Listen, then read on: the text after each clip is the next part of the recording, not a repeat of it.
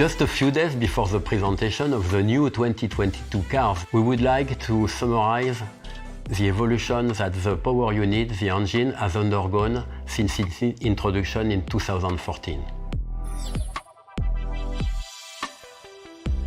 Since 2014, the rules and the way to develop the power unit has been completely changed. Before, the game of the motorist of Formula One was to put as much air as possible in the engine, to then put as much fuel as possible, and this amount of fuel that you would put in the engine would allow to gain power and gain every year some more power, and the rest was done on that. In 2014, the FIA made us the proposal to the manufacturer to change the game, and they decided, okay, now guys, we are going to change completely the figure. We are going to impose the amount of fuel that is going into the engine, and your job will be to do the best use of this fuel, to burn as much as possible this fuel with a very high efficiency, and then the rest will be on technologies that are related to what we want for the future of automotive.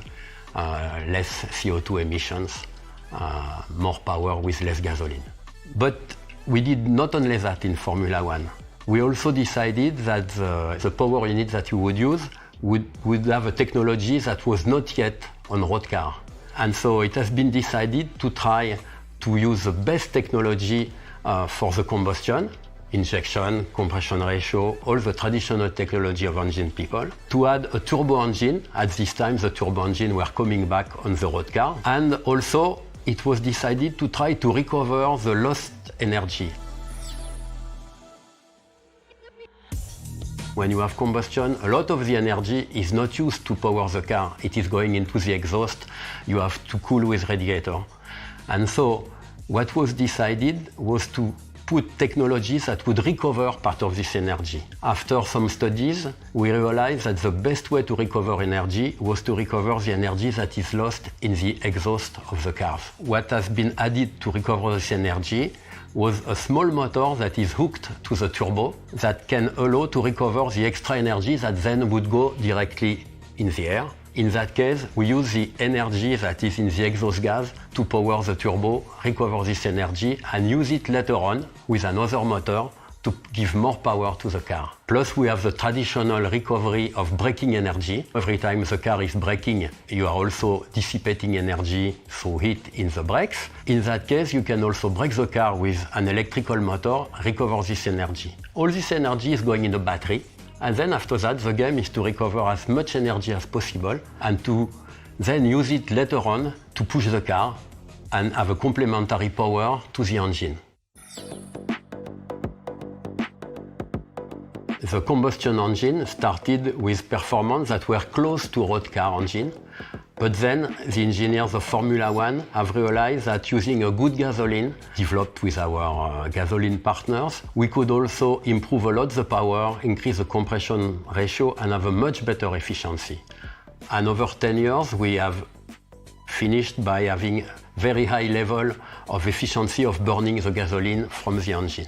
But this progress of efficiency, they have also been accompanied by progress for all the other parts of the power unit. The turbo also started from performance of road car turbo, but we have been able now to develop compressor and turbines that can recover almost all the energy that there is in the exhaust. The turbines have now efficiencies that are 90%, which means that almost all the heat that you would lose in the exhaust is recovered, put in the battery, and then used to power the car and give more performance on the lap.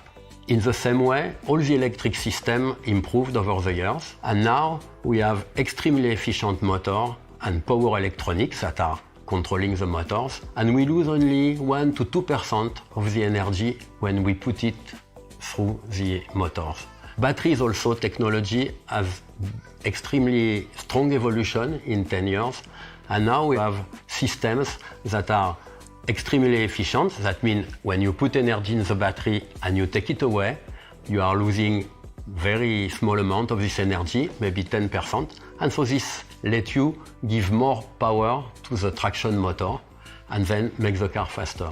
So where are we now and where do we go? What we have seen after 8 years of development of this new power unit is that the efficiency out of the gasoline, meaning the energy you can recover when you burn the gasoline, when you recover it, has gone from 30%, the number we had in 2013, to now more than 50%. So it's a tremendous improvement because this type of efficiency you can very rarely find it in combustion process, maybe in some static combustion devices, but not on cars.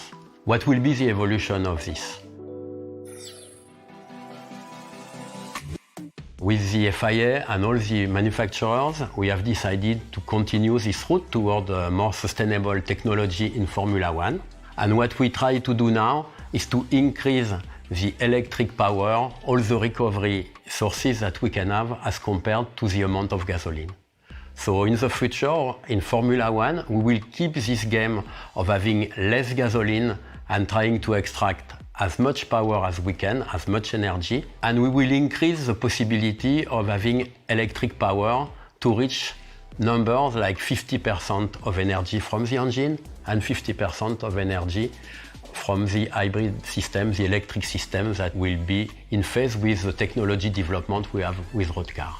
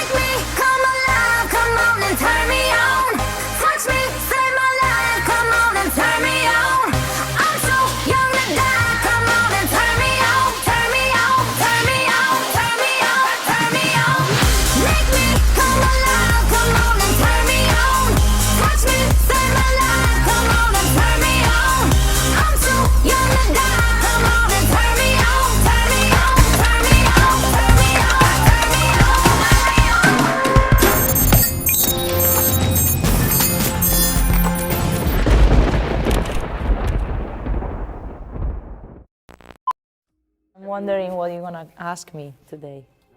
Don't start with how was your race, because I throw my microphone away and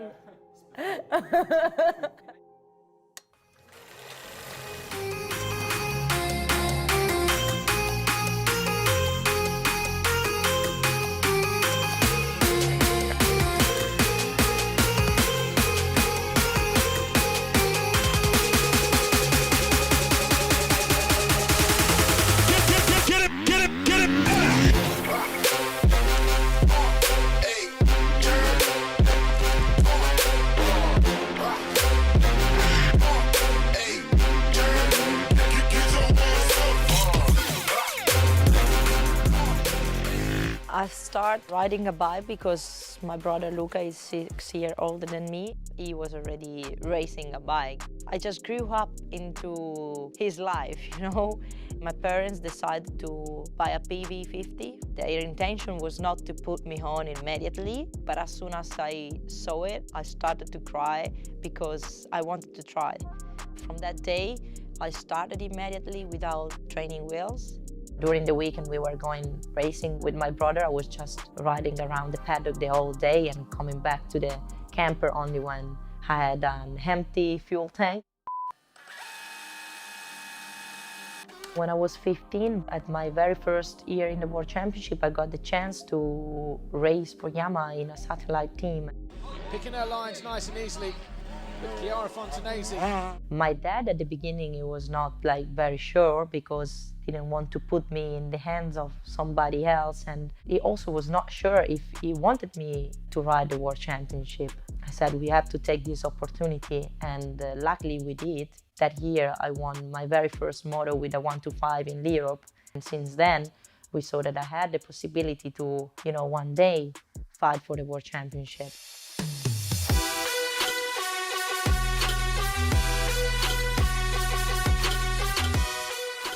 After the first year, we decided to do it on our own. We built our own team, kept going with the MX Fonta Racing team since then to now. A big reason of why I could achieve so much during the years because I always had a great team. My family, my dad knows perfectly how to put the bike in terms of suspension, and my brother always did the electronic. He always been a rider and he know what I need. Everything was managed by us and everything was going around me, my races and my results. My family is my first supporter and they walk with me in the same direction. I mean, I trust them 100%. My very first championship win has been taken in England. For sure, it's something that will last forever in my heart. Already one was already something great, and to win 4 in a row was incredible. A 4-time world champion, Chiara Fontanesi, and Yamaha world champions again. A girl to succeed in motocross need a really strong mind, be talented, and of course need to have a physical condition which is very good. I think my strength point as a racer is my head. Like, I'm mentally really strong. When you're really tired and you still have to push because you need to be on a certain time or a certain repetition, it's there where your mind needs to come out and say you can do it, you know. I think also I'm a talented girl because when I was a kid I never really was training and I was still winning, and I just learned how to make a good corner or how to, you know, wait for scrub or keep the bike low in the jumps. And if you are able to do that without nobody telling you, it's because you have your talent inside yourself. Nobody ever teach me riding a bike, no one. It's something that I think I have in my blood.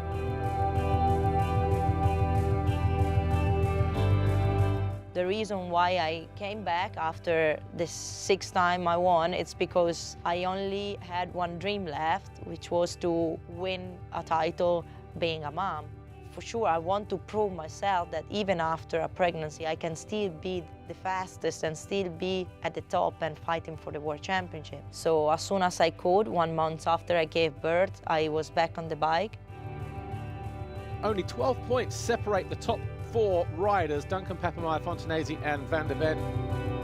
And I was still fast, you know, I mean, I needed time to be back at my level, but it means that I was ready to participate. And I was training almost every day. I was lining up behind the gate in Matterley Basin 2020, only 3 months after I gave birth.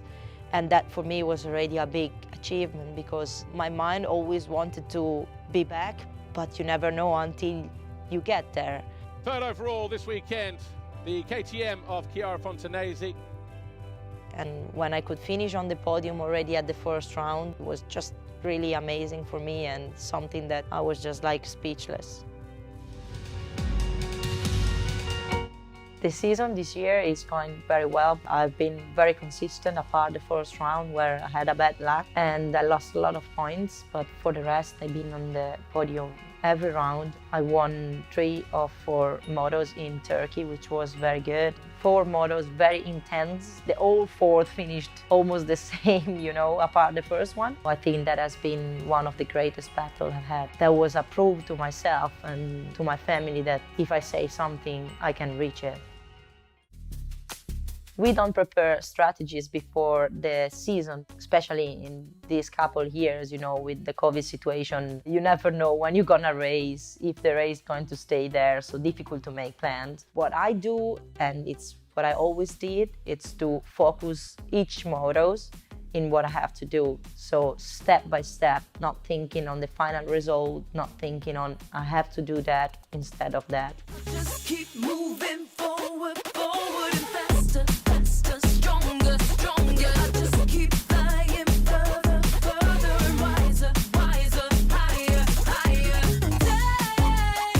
Take the limits up. The way you train has changed. Before it was more about riding and racing. Now I wouldn't be so good if I would just ride a bike and not training physically. There's no specific area where you train, it's just about whole body because on the bike you move everything, like really everything. So it's important to be fit enough to try to avoid the injuries. When I started, which is not ages and ages ago, but the bike has changed a lot and We have ECU, traction control, things like that, that you can work so much on that. And when I started, I didn't have all that. So everything is developing year by year. So then you need to be always at the same level.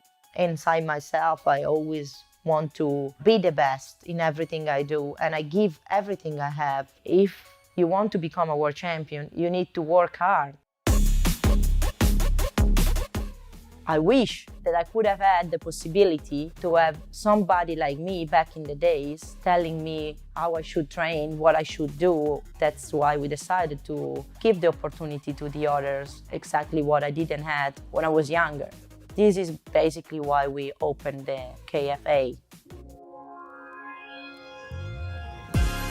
Everything that I do, how I became a champion, how I kept being a champion, how I could take a year off, have a baby, come back, work hard and be back at the top has something to do with the academy, because our academy is based on our experience. This is what we want to give to the young people that comes to train, to be able to teach them that you need to want it in your mind, you need to work hard, be consistent. And what I did, coming back, you are more trusted if you have a story to tell and to prove than if you have never did something in your life. I think this is really a big part of our trust in the academy. My parents, they thought that I would stop one day because I'm a girl, and they said, okay, she will be interested in something else, but in the end now, I'm still here racing, and basically all the families involved in the team, probably something that nobody would have ever thought. I feel like, wow, I'm 27, I won 6 times the World Championship. I had a baby and I'm still there at the top of the world. It means that I'm still able to do what I'm doing. Becoming a mom doesn't mean that you need to sit home and stop living.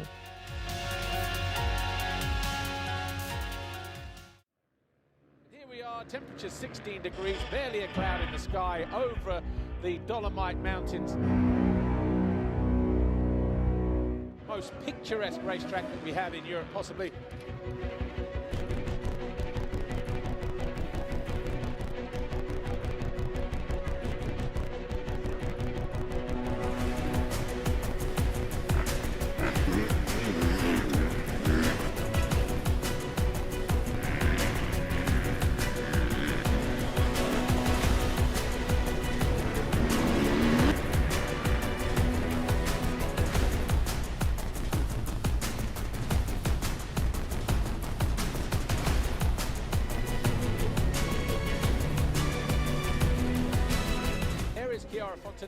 Starting on pole position, as she so often does.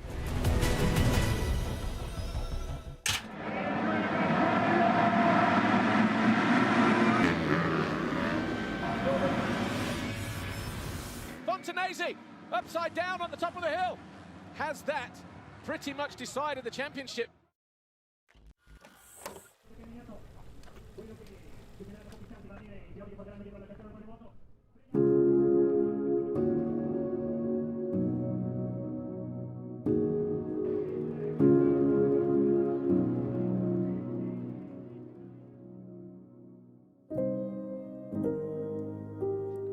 I already forget about what happened, because it's not something that you need to think about, because it's not that I've been doing mistake. It's something that happened to me for no reason. I mean, like, I just was the unlucky girl on track.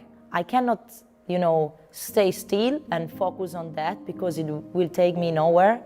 I was fast. I took the pole position at the last round again, so I know I can win. When you lose yourself. It's not the team that loses. And I think that's why individual sport makes you also stronger.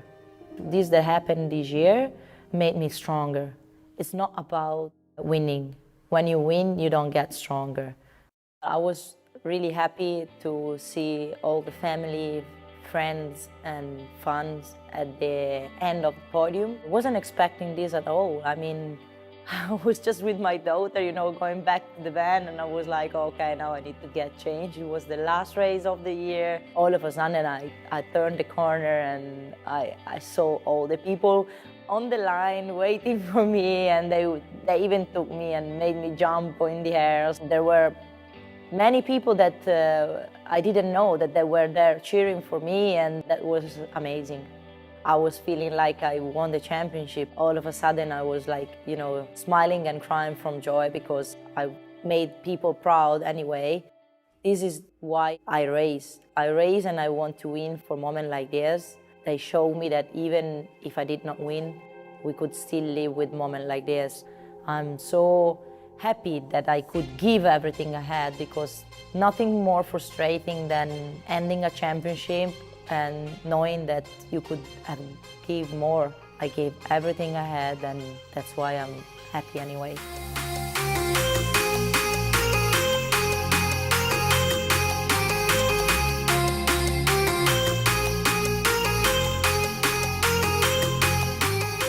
What happened this year was out of my control. It was not my year. What happened just made me stronger, but I will train and fight again, and I will be back.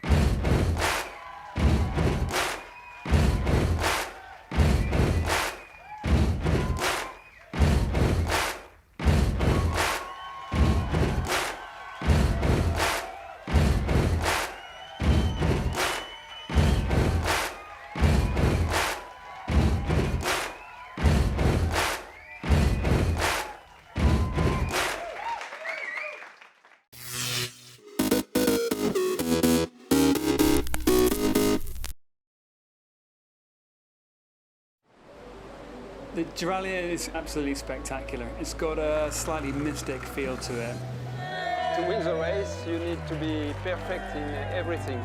There's no compromise. You have to be focused all the time. It is the most prestigious race, I think, in the Mediterranean. Passion, tradition, and a respect for continuity. Values which have always typified the Rolex Giralia. In mid-June, this famous fixture in Mediterranean sailing returns with its 3-day inshore series, followed by the renowned 241 nautical mile offshore race. For the first time in 3 years, the event, organised by the Yacht Club Italiano in collaboration with the Société Nautique de Saint-Tropez, will again see Saint-Tropez take centre stage. The picturesque town of France's Côte d'Azur is much loved by sailors, in part due to its rich nautical heritage.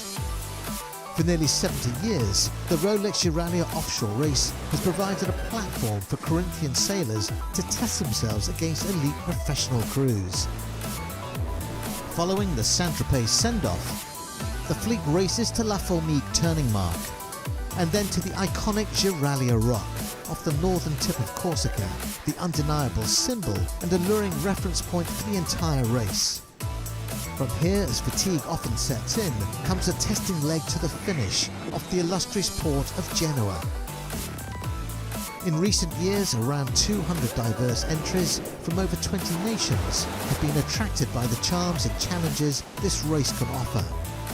For the frontrunners, the race record of just under 15 hours set a decade ago will be an enticing target. The main prize of overall victory is decided on handicap, where preparation, teamwork, skill and dedication are fundamental to success. The 69th Rolex Giralia offshore race commences on the 15th of June.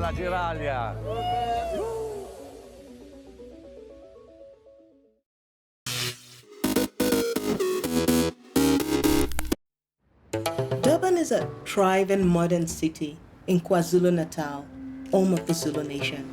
Its people live a fast-paced 21st century life, yet many of them carry their traditions deep within them. I find that the traditional Zulu attire is so regal looking. Just the colors and the vibrancy, just beautiful. I traveled out of Durban to discover the Zulu way of life. I didn't realize how close the city is to the beautiful rolling hills of Heartland. I was excited to find people still living according to a proud, passionate heritage, not just respecting the old ways, but celebrating tradition joyously. I found people with an amazing zest for life, flashes of color everywhere. I was swept up in the drama, the noise, the excitement of it all. I mean, every photographer lives for those moments. It's something I'll never forget.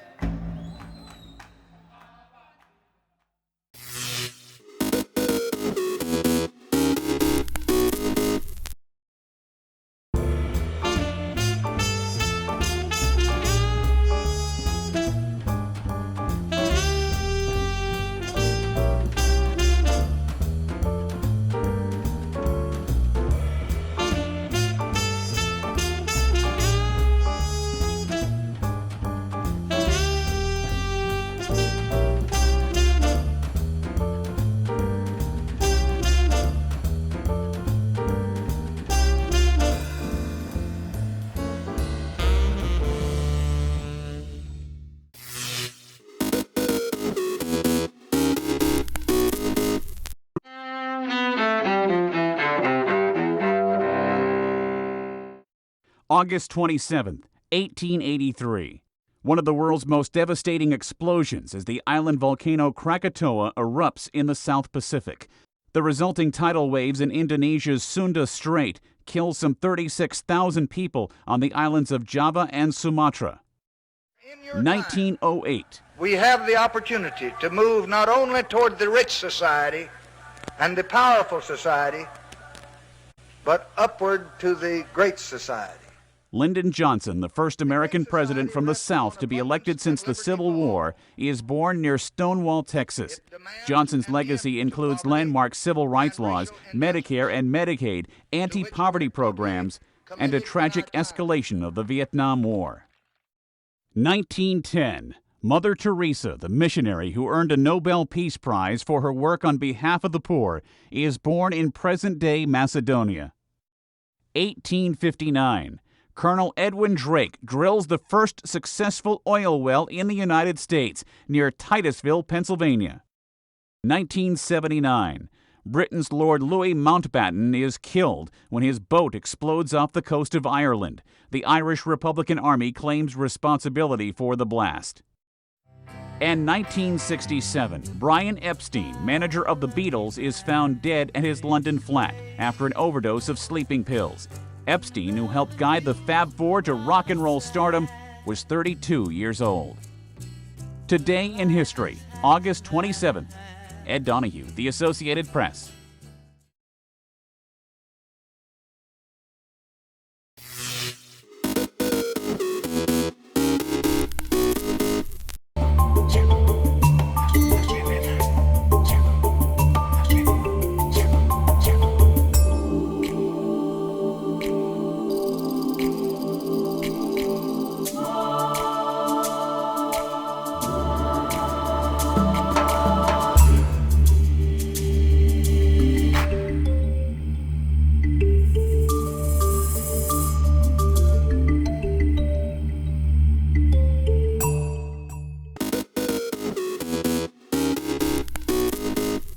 Welcome back in our studio, and in today's news,